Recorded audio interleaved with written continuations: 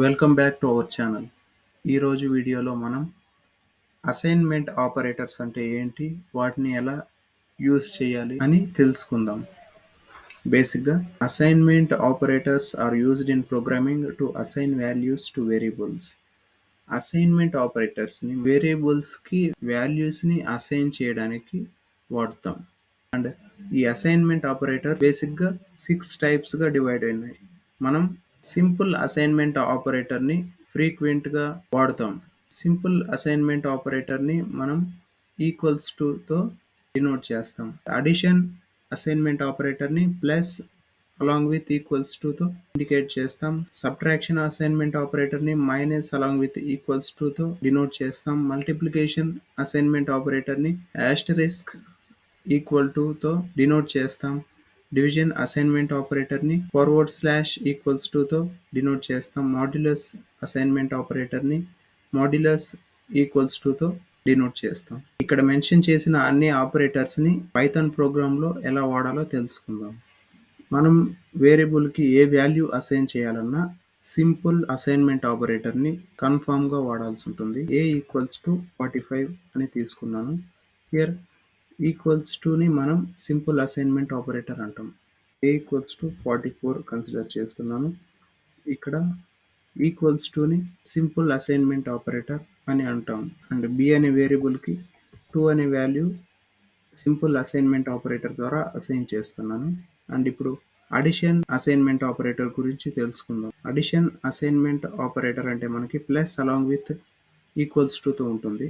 A plus equals to b. దీని meaning ఏంటంటే a equals to a plus b. So మనకి ఏ result value మనకి ఏమొస్తుందంటే 46 అని ప్రింట్ అవుతుంది. ఇప్పుడు ప్రింట్ ఆఫ్ ఏ అని ప్రింట్ చేస్తే మనకి 46 అని రిజల్ట్ వచ్చింది. ఇప్పుడు సబ్ట్రాక్షన్ అసైన్మెంట్ ఆపరేటర్ గురించి తెలుసుకుందాం. Here a minus equals to b.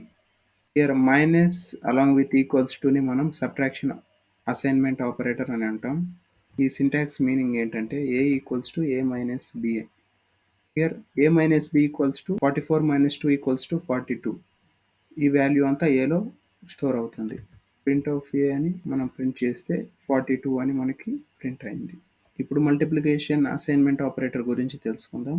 Here ఇక్కడ ఆస్టరిస్క్ అలాంగ్ విత్ ఈక్వల్స్ టుని మనం మల్టిప్లికేషన్ అసైన్మెంట్ ఆపరేటర్ అని అంటాం.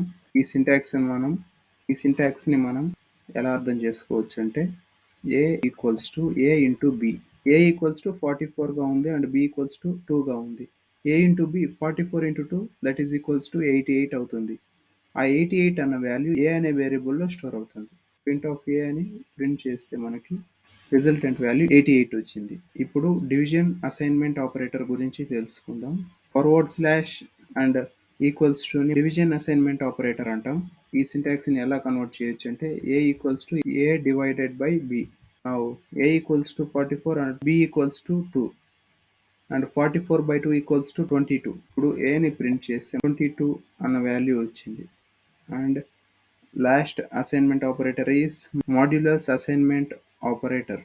మాడ్యులస్తో పాటు ఈక్వల్స్ టు కలిసి ఉంటే దాన్ని మనం మాడ్యులస్ అసైన్మెంట్ ఆపరేటర్ అని అంటాం.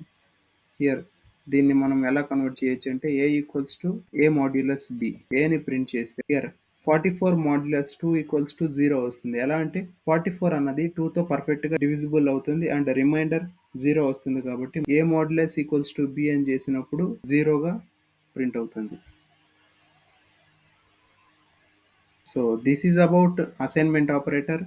మీకు ఈ కంటెంట్ నచ్చినట్లయితే లైక్ అండ్ సబ్స్క్రైబ్ చేయండి. Thank you.